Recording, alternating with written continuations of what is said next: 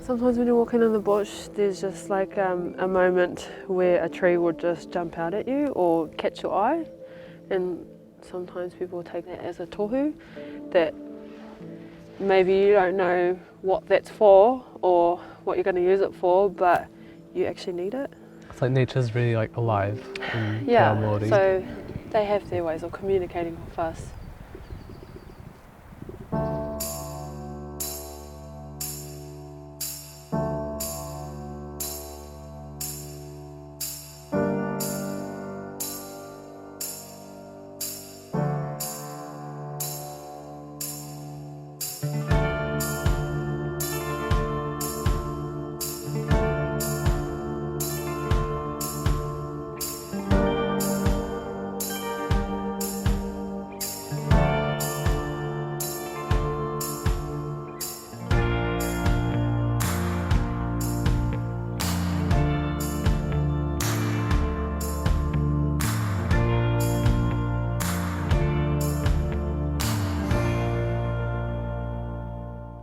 Sniffing the lemon myrtle. What are we making with the lemon myrtle? Smells like that lemon and lime extra. Kia ora, I'm Tajay Brown and I'm 23 and this is my twin sister. Kia ora, I'm Joanne Brown and I'm also 23 because we're twins. Oh, there's young ones who go. Hey, Mutatai Mato. I decided to study Rongoa because my experience of, say, the Tauiwi way of medicine and all of that it didn't really help me. But when my grandparents, they would always go out and get koko or whatever to like relieve the pain and all of that. All this book is about juices, and I tell you what, your mimi comes into line, your tute comes into line, and you get your shit together. I mean, here. I decided to study Rongoa Māori for my son. When they get sick, you kind of don't want to pump them full of drugs, so I wanted a more natural remedies than that. Rongoa Māori is the natural remedies, traditional Māori we're not allowed to say that. On this course I've learnt that the Medicinal Act has affected the way that we can advertise our Māori remedies and rongoa. Even if we want to sell it or just, use it in general, you can't advertise it as medicine, which it really is. It's a natural medicine.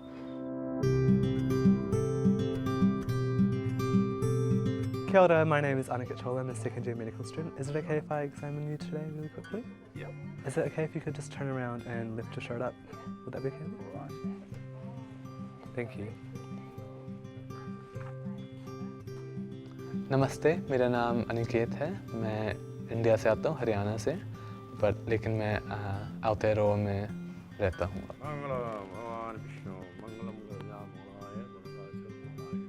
Growing up in New Zealand, in Aotearoa, where we have learnt quite a bit about hauora and Māori views towards health, I quite resonate with the holistic view, which is includes spiritual and family and mental as well as physical.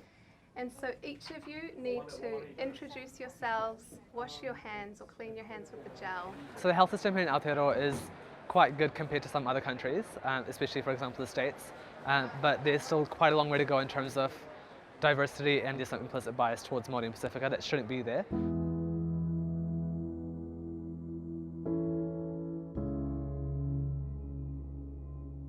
We learn about all the inequities in Aotearoa because of colonisation, and worldwide actually, Indigenous people worldwide have these inequities, and especially as an immigrant, it's not as bad for me as it is for Māori and Pacifica in Aotearoa, but still trying to make you feel at home and really push for that diverse and multicultural country that we pretend to be. This is an example of a guideline. We're going to Motatau Marae in Northland, and I'm really excited to meet Tajay and Joanne, the two twins who study Rongoa Māori. Kia ora. Kia ora, Joanne, hi. Kia ora. Tajay, hi. My name's Aniket. Nice to meet you guys.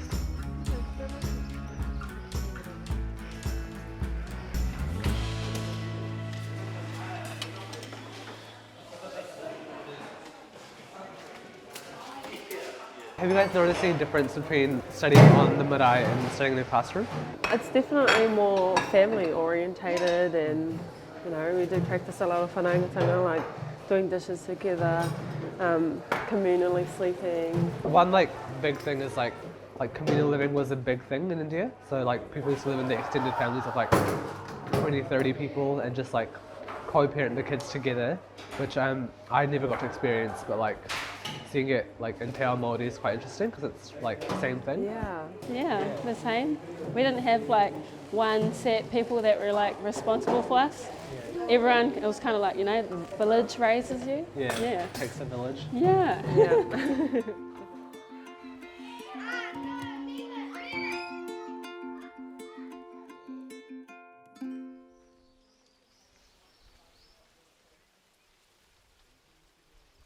Know about your body, and you also, you know, like over the few levels that we've had. How is this compared to your uni environment?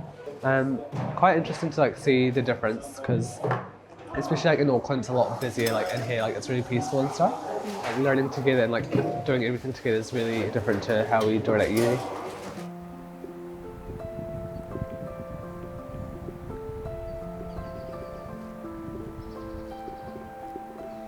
So we're just going to take you up into the ngahere, it's behind our marae. Yeah, we'll just explain to you some of the rongoa that we use.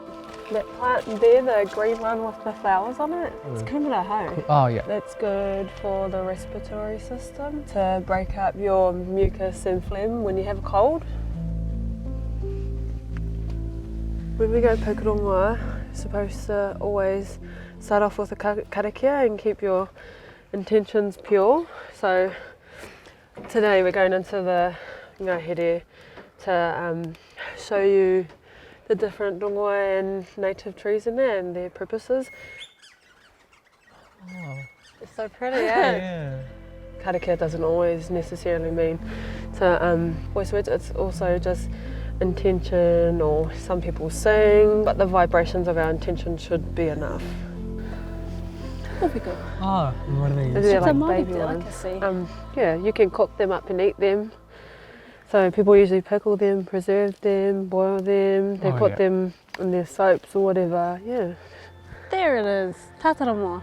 You pick it from the side of the sun, because that's its strongest side. So it's used for people who are pregnant, and it's used to soften the cervix. We are the youngest children of Tane Mahuta, who is god of the forest. So all of these trees, the birds and all of that, they're all our tuakana, they're all our older siblings. And what they do is they already know what we need. Yeah. We just need to connect with them to know what we need. What do you guys reckon about the current health system in Aotearoa? Like, is it working or nah? In terms of trauma, I think it's really good because, you know, you don't want to go into the forest and try and stitch yourself up or something.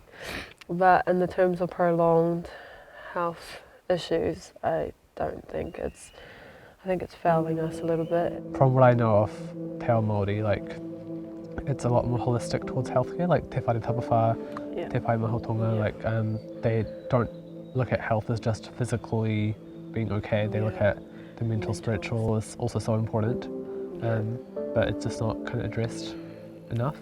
I think like with mental health, a lot of it is isolation. Personally, with my experiences, like where there's just no one around you that like you want to talk to, but I think like finding your people, your whānau, your whenua, does definitely help that. Like it helps you kind of ground yourself, and like be able, as you said, like share your problems, handle your problems better. When my son was not very old, I think he was about 5 months old, his dad committed suicide in our garage, and I actually brought him back to life. So depression is like really, really close to me, and he was put into that system, like, oh, you need all these drugs to make you feel better, and he was always told that there's something wrong with you, there's something wrong with you, and the system failed him. But he's still alive today, but you know, it's just failing us left, right and centre, and the rates prove it every time. The suicide rates prove it. Really sad. Yeah. there's something that drastically needs to be changed about it, and the colonised view about it is pretty much putting you in a box by yourself and telling you you're crazy.